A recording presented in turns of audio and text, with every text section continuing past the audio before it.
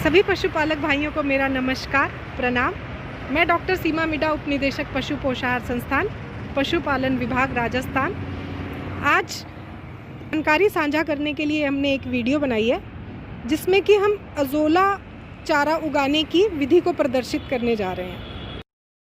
Azolla चारा के लिए सबसे पहले हमें एक क्यारी खोदनी होगी जिसकी डायमेंशन 3x5 की हो सकती है, 4x6 की हो सकती है, लेकिन गहराई तकरीबन 1 फुट की होनी चाहिए।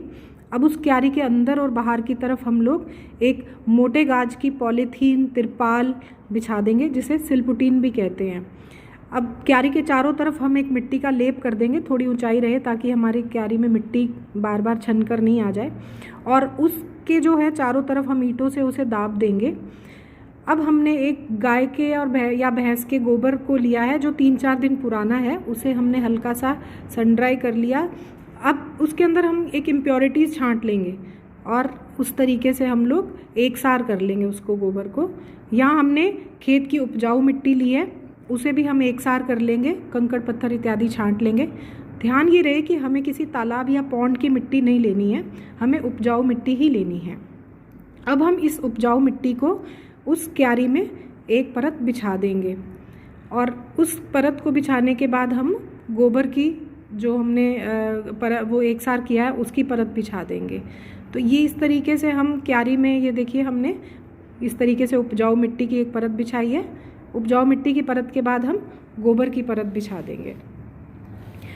पशुपालक भाइयों, जो अज़ोला है इसे हम अक्सर बहुत बार हमने किसी प्रशिक्षण में सुना होगा, हम इसके बारे में जागरूक भी होंगे, लेकिन मैंने देखा है लोग ये जिनके पास कम पशु हैं, 1 या 2 पशु हैं, उन्हें लगता है कि यह विधि है जो हमारे लिए नहीं है। लेकिन आप इसको बहुत सरल तरीके से अपने घर पर एक छोटा सा खड्डा खोद कर सकते हैं। और ख़ास तौर पर उस वक्त जब गर्मी के चारे में हमारे पास चारे की कमी हो जाती है, उस वक्त ये हमें बहुत अच्छा चारा सिद्ध हो जाता है हमारे लिए।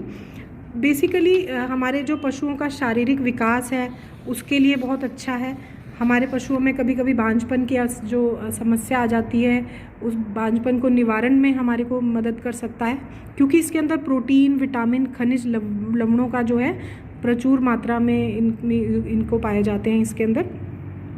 दुधारू पशुओं का जो दूध है वह बढ़ जाता है इससे। अब हम जो है पानी का छिड़काव करेंगे ताकि हमारा जो खाद है और मिट्टी है वो अच्छे से मिक्स हो जाए। साफ़ पानी, इस तरीके से हम पूरी क्यारी को साफ़ पानी से भर देंगे। दुधारू पशुओं पर किए गए प्रयोगों से साबित हुआ है कि जब उनके पशु को उनके दैनिक आहार के साथ, मतलब आप आधे किलो से स्टार्ट करके 1.5-2 किलो तक भी आसानी से खिला सकते हैं, और यह अज़ोला प्रतिदिन दिया जाता है तो दूध उत्पादन में 15 से 20% तक वृद्धि जो है दर्ज की गई है। इसके साथ ही खाने वाली जो गाय भैंसों के दूध की गुणवत्ता भी पहले से बेहतर हो जाती है। तो इसमें हम जो है इवन कि हम लोग रिजका और नेपियर के साथ भी इसकी जो तुलना कर सकते हैं, तो भी इसकी जो प्रोटीन की वैल्यू है वो 4 से 5 गुना अधिक ही है। इस तरीके से अज़ोला का जो गुणवत्ता है बहुत अच्छी पाई जाती है। इसके अंदर vitamin A, vitamin B12, beta carotene, खनिज लवण जैसे calcium, phosphorus, potassium, iron, copper, magnesium आदि सब प्रचुर मात्रा में पाए जाते हैं। अज़ोला से पशुओं में फॉस्फोरस, लोहे की आवश्यकता की भी पूर्ति हो जाती है और इससे पशुओं का शारीरिक विकास जो है अच्छा होता है।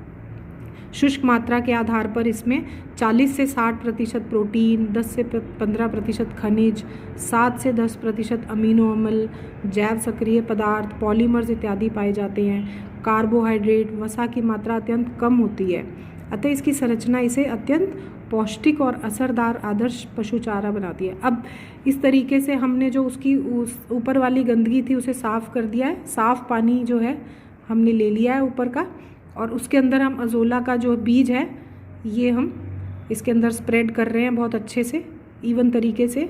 ये अज़ोला का हमने बीज उसको फैला दिया है। 10 से 15 दिन के अंदर अज़ोला की हमें बहुत अच्छा जो है फैलाव नज़र आ जाएगा और अज़ोला पूरा का पूरा हम क्यारी में भर जाएगा।